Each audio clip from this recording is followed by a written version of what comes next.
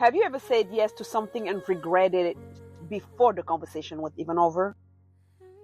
Someone asks you for a favor, and somewhere inside you, you already know the answer. You are tired. You do not have the time. You already have too much on your plate. Maybe you simply do not want to do it. But before you even had a chance to check in with yourself, you hear yourself saying, yes, of course. Sure, no problem. I can do it. And then the conversation ends. And there you are, standing in your kitchen, sitting in your car, looking at your phone, thinking, why did I just say yes? That is what I want to talk about today. Because if this happens to you over and over again, I do not think the problem is that you do not know the word no. You know the word. The problem is that somewhere along the way, no stopped feeling emotionally safe. And that is a very different problem. Welcome back to the Queen Reset. I'm Diack. And today we are talking about why some of us can say no perfectly well in our heads, but when another being is standing in front of us, suddenly the word disappears. Because I know this pattern, and I know how easy it is to tell a woman you just need better boundaries. Okay. But what does she do at 6:30 in the evening when someone calls and asks her to handle one more thing? What does she say to the family member who is used to having access to her whenever they want? What does she do when her stomach is saying no, her schedule is saying no, her energy is saying no, but the person in front of her is wanting no, is waiting for an answer? That is where this conversation has to become practical. Because saying no is not usually difficult because we lack vocabulary. It is difficult because of everything we believe might happen after we said it. Will she be upset with me? Will they think I'm selfish? Will they stop asking me? Will my family say I have changed? Will I look unreliable? Will they think I do not care? Will this become an argument? And sometimes the question underneath all of those questions is even deeper. If I stop being the person who always says yes, who will I be to these people? That is why this pattern can become so powerful. Because your yes may not just be something you do. It may have become part of who everybody believes you are. The dependable, the strong one, the one who handles things, the one you can call, the one who figures it out, the one who never makes a fuss. And there is something beautiful about being dependable. There is something beautiful about generosity. I do not want us to turn kindness into a problem. That is not what I'm saying. Community matters to me. Family matters to me. Showing up for people matters to me. But generosity and self-abandonment are not the same thing. And sometimes we confuse them. There is a difference between I want to help you and I'm afraid of what will happen if I don't. Those may sound identical when the answer coming out of your mouth is yes. But inside your body, they feel completely different. A freely chosen yes has room in it. A fear-based yes often feels tight. You may notice your stomach drop, your shoulders tense, your chest tighten. You may immediately start calculating how you are going to fit this into a life that already has no space. Sometimes your body tells the truth before your mouth does. And that is the first thing I want you to practice. Before you answer, notice your body. Not because your body makes every decision for you, but because it can give you information. If somebody asks you for something and you immediately feel that thinking feeling, do not override it in the same second. You do not have to decide what it means yet. Just notice. Something in me is hesitating. That hesitation deserves 5 seconds of your attention. Not 5 days, 5 seconds. Because many of us have become so good at reading everybody else that we barely give ourselves those 5 seconds. What does she need? What will make him comfortable? What is everybody expecting? How can I make this easier? Meanwhile, nobody has asked, Aja, what can you actually do? And sometimes we have not asked ourselves either. So here is the practical change. Stop answering immediately. You do not owe every request an instant decision. Try. Let me think about it. Let me check my schedule. I'll get back to you.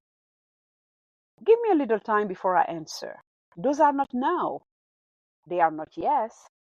They are a pause. And for a woman whose yes has become automatic, that pause is powerful.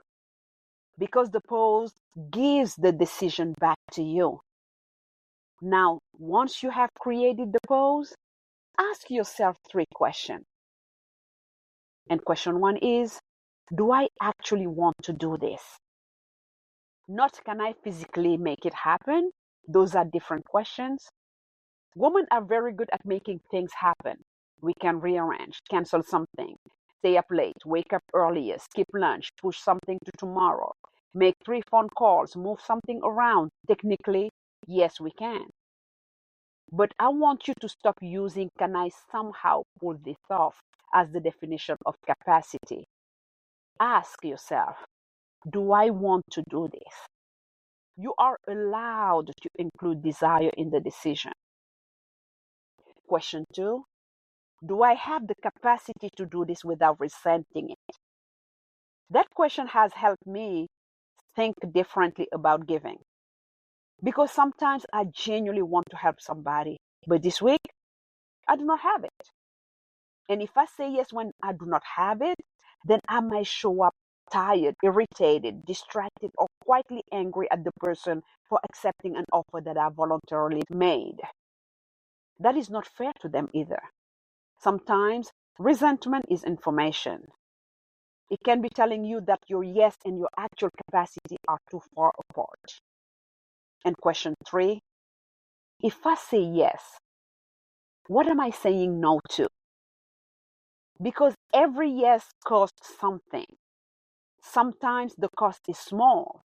Sometimes the cost is sleep, your workout, your quiet evening, time with your child, work you already committed to, your own appointment, your peace, the hour you needed to sit down and do absolutely nothing.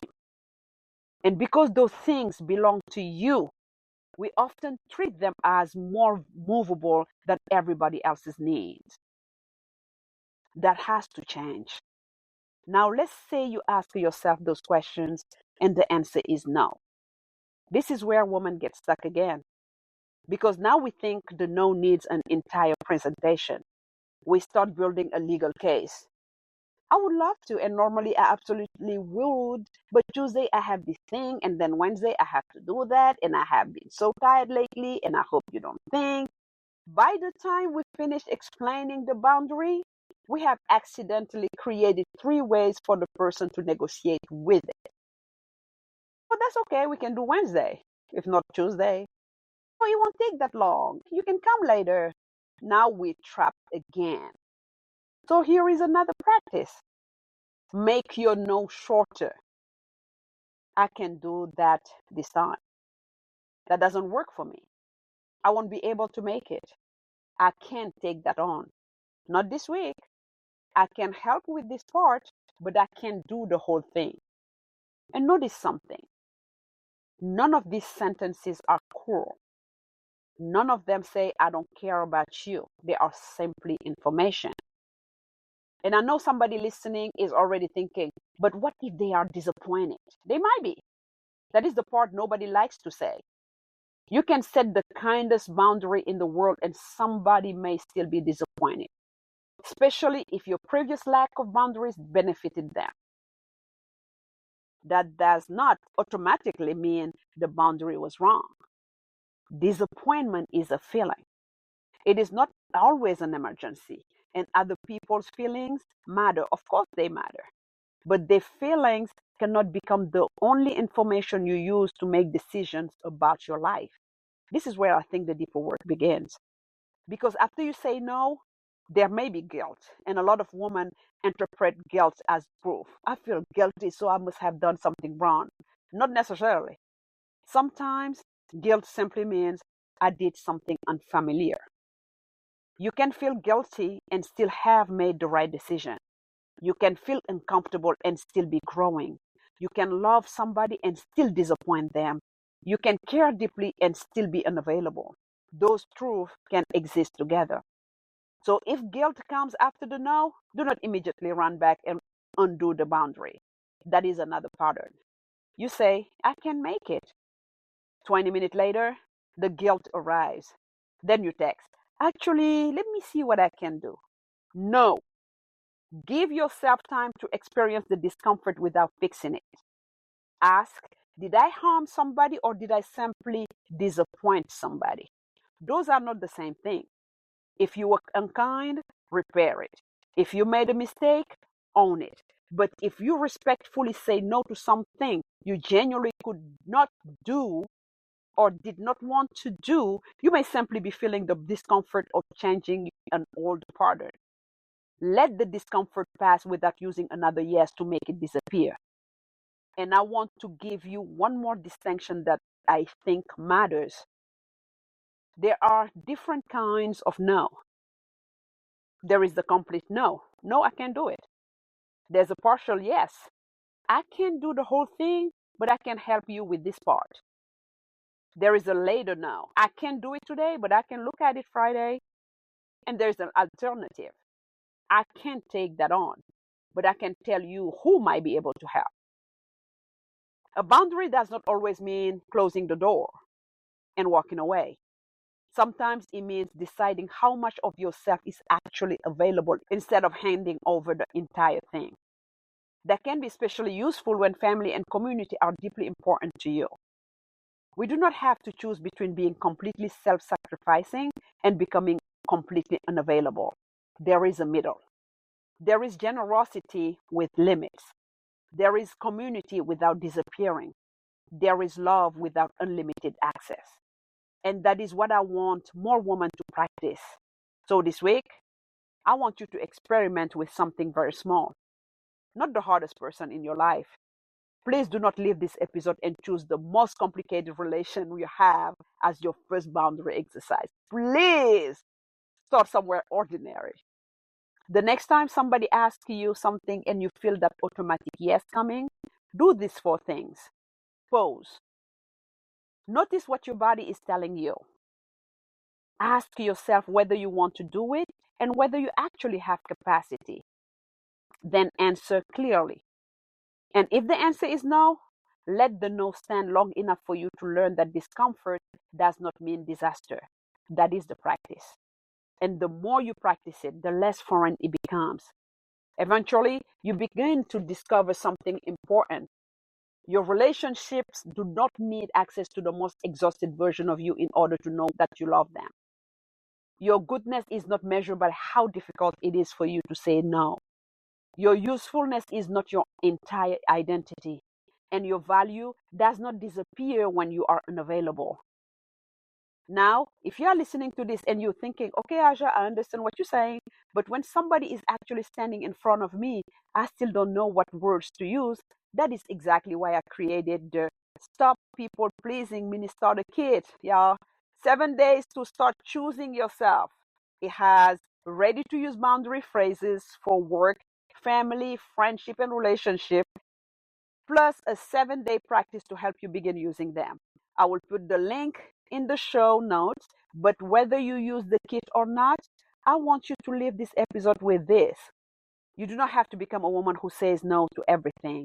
You are learning to become a woman whose yes actually means yes, because it came from choice, not panic, not guilt, not fear, not habit, choice.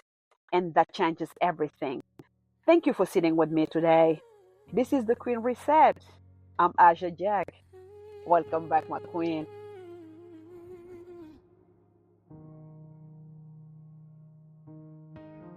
I lost my way trying to be who they wanted. Smiled on the outside.